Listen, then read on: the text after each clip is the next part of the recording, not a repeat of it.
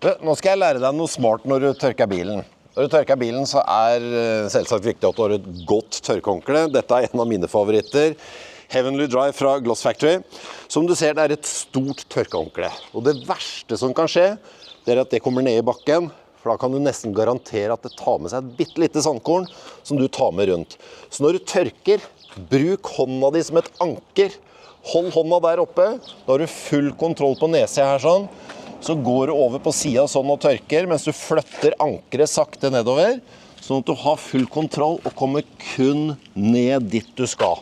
Da har du full kontroll, og du slipper også å få tørkehåndkleet ned i bakken, som gjør at du rett og slett må bytte tørkehåndkle før du tørker videre.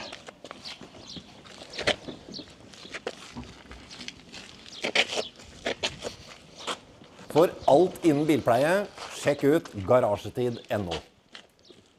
Garasjetid.no